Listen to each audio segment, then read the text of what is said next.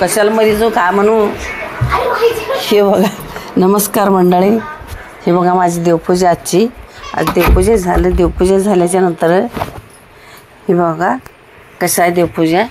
आजची देवपूजा झाली. देवपूजा करून ना मी आज भाजीला काय करायचं मला भाजीचं टेन्शन आलं तर भाजीचं कोड आलं.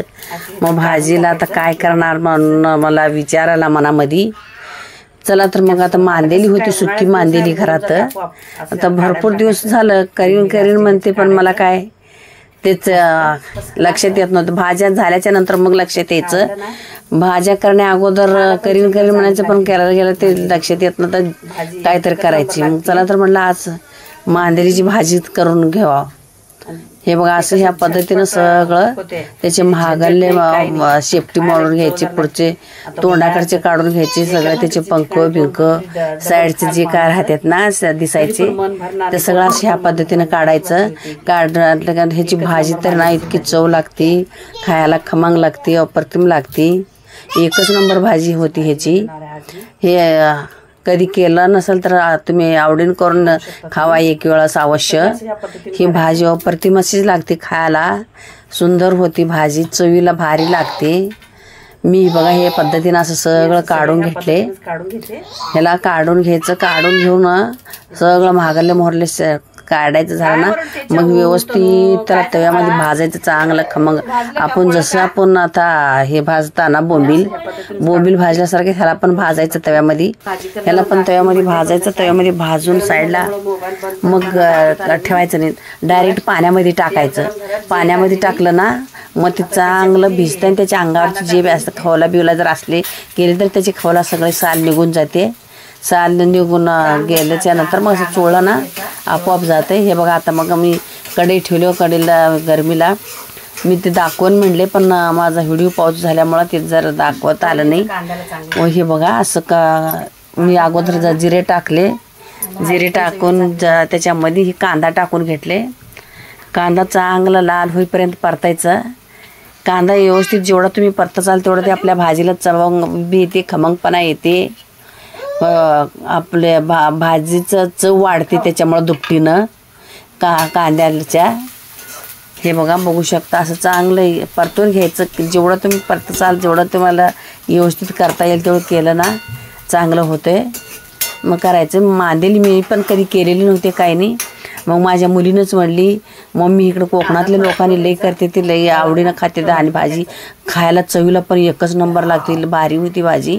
मग आपण पण करूया म्हणून एक दिवशी जाऊन तिने आणली होती मांदेली सुकी. मग हे बघा अशी सुकी मांदी आणलेली मी. मांदेलीचं की करावं आज भाजी, तर चला मग तेच भाजी करायला गेले. मग ते भाजीचं सगळं महागाले मोहरले दांडे तोडून काढून त्याला खमंग व्यवस्थित भाजले. अगोदर भाकरी करून घेतले होते. भाकरी केलेलं त्याच तव्यामध्ये भाजून घेतलं. मग भाजून घेऊन त्याला पाण्यात टाकून घेतले. पाण्यात टाकून घेऊन कांदा चिरला एक मिडियम साईजचा कांदा होता. जास्त मोठा पण नव्हता, जास्त बारीक पण नव्हता, मिडियम साईजचा कांदा होता. मग ते अगोदर जिरे टाकून घेऊन जिऱ्यामध्ये कांदा टाकून घेऊन चांगलं व्यवस्थित त्याला कांदा परतून घ्यायचा. मग कांदा परतल्याच्या नंतर हे बघा असं मी करते भाजी ह्या पद्धतीनं. तुम्ही कसे करता काय नाही मला कमेंट करून सांगा. आणि माझे जरा व्हिडिओ तुम्हाला आवडत असतील तर लाईक शेअर करत जावा. नवीन असाल सबस्क्राईब केलं नसेल तर सबस्क्राईब करा. माझे असेच नवीन व्हिडिओ तुम्हाला बघायला मिळेल, त्याचे नोटिफिकेशन तुम्हाला येईल. हे बघा बघू शकता. आता कांदा चांगला परतून झाला आहे. मग मी 2 टोमॅटो घेतले. ते टोमॅटो पण चिरून घेतले.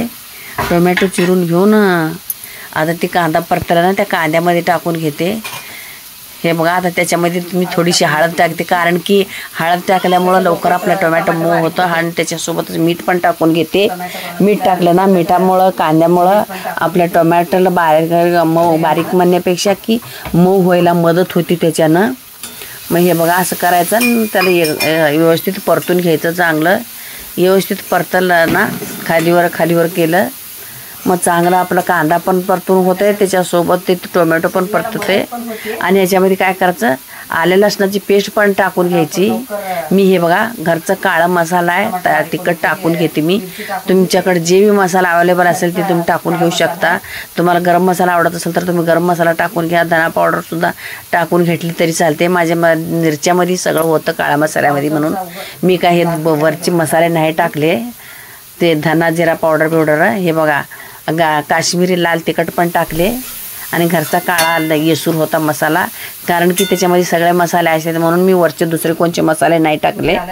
असं हे टाकून व्यवस्थितच त्याच्यामध्येच परतते, त्याच्यासोबत आपले मसाले पण भाजले जाते आणि टोमॅटो नरम होतं। मी हे आले लसणाची पेस्ट अगोदर केलेली होती माझ्याकडं, त्याला लसणाची पेस्ट पण टाकून घेऊन परतते त्याच्यामध्ये। त्याच्यामुळं ना चवीला पण चांगलं लागतं ती भाजीला, आणि ती परतून जेवढं होईल ना तेवढं छान होतं। आणि जरा तुमचं मसाले ड्राय झाले असेल तर मग थोडंसं पाणी टाकून घ्यायचं। थोडंसं पाणी टाकून घेतलं ना मग चांगलं शिजतं पण आणि मऊ होतं आपलं टमाटा म्हणेल तसं।